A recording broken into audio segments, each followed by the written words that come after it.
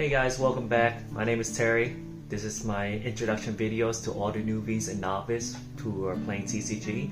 If you're a veteran or you've been playing TCG and you know the terminology, this video is not really for you. This is for all the beginners who never played TCG. So today in this episode and this video, we're going to talk about tokens and counters and what are they and what purpose are they for. So let's get into it.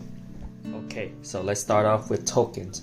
Tokens are just cards that are included in every single pack that cards that you pick up, and it's marked with the letter T on the bottom. You see right here. Tokens are non-valuable cards. They are abundance. They're pretty much get like chess pieces or game pieces in the game that you start off with. So there's two different types of tokens. There's a hero token. Actually, three different types of tokens. Hero tokens, weapon tokens, okay, and then the last one are just conjurer tokens, the ones that you create, like ability tokens. Okay, so let's talk about hero tokens.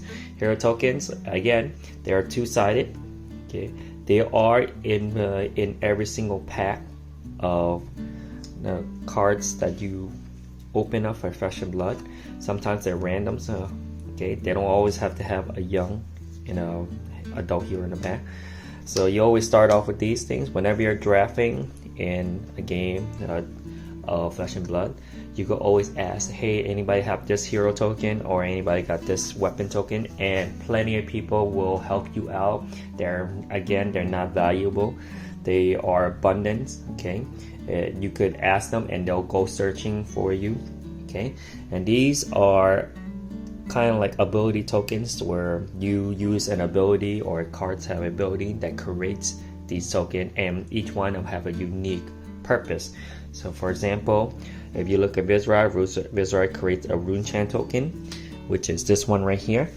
Okay, and Rune Chant tokens, what it does is every time you attack, it does 1 arcane damage. So this one does arcane damage. Other tokens are like Frostbite. If this comes out, Frostbite tokens, everything that you activate the first time, control costs 1 more extra resource. This one lets you attack with Guardian attack 1 less resource. So every single one of these tokens have their own unique thing. So those are what tokens are. Okay, so let's move this all out of the way, because tokens are pretty much just what are game pieces that are invaluable, but it has its own purpose. Okay, so now let's talk about counters. We have upon cards that says counter. So for this example, when Dissipation Shield enters the arena with 4 steam counters. So you wonder what steam counters are. Those like cards, not necessarily.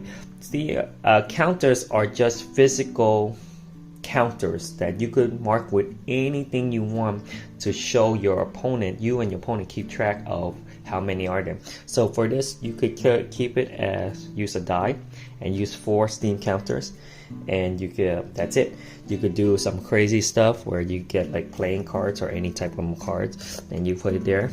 Okay, you got 4 steam counters on that. Or you could go crazy and you could use coins and stuff. Steam counter. Now remember what I told you with the die? You could even go crazier with and be that type of guy and use these big gigantic dies and you just have 4 counters. All right, so they're just physical objects that tells you and your opponent how much are there. But all right, so for this one, these counters says when every time you were to be dealt damage right here. Alright, destroy the Dissipation Shield. Next time you be dealt damage, prevent X damage, where X is the number of steam counter. So if you have 4 in here, somebody attacks you for 4, you could destroy this card, and you have 4 steam counter, prevent 4 damage.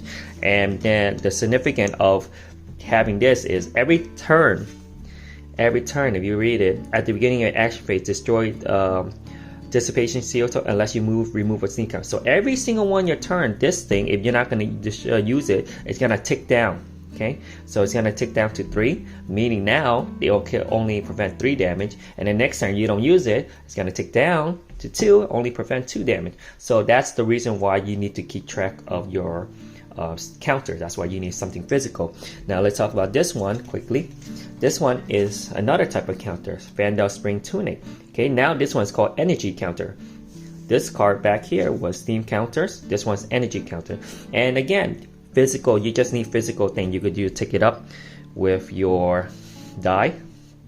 Okay, so this one at the beginning of every turn, you're gonna take up your tunic, 1 energy counter. See, if you start your turn, if Spring Tuna has less than 3 energy, you may put an energy counter on it. So you go 1, your first turn, right? And then next turn, beginning next turn, you go to 2, all right?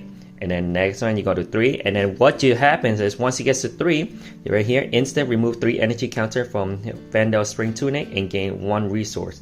Okay, once you get 3, now you can remove it, right? And it doesn't destroy it, it just stays on the thing, but you just remove the counters. Like, hey, I got 3, I can remove it, and I get 1 resource.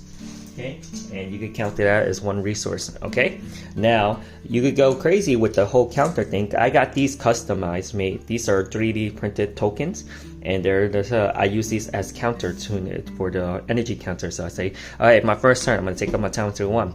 My next turn, I'm gonna take up my counter 2, and then third turn, take up my counter to 3, and that's pretty much it. Anything physical, so you and your opponent can see counters. Okay, again, you could do these crazy big dice that I used to do. All right, that's all for today, ladies and gentlemen. So on the next episode, we're gonna talk about zones and playmats. We're gonna talk more about that. This playmat doesn't have zone, but the next one that I'm gonna have is gonna have zone. So tune in for next time. Peace.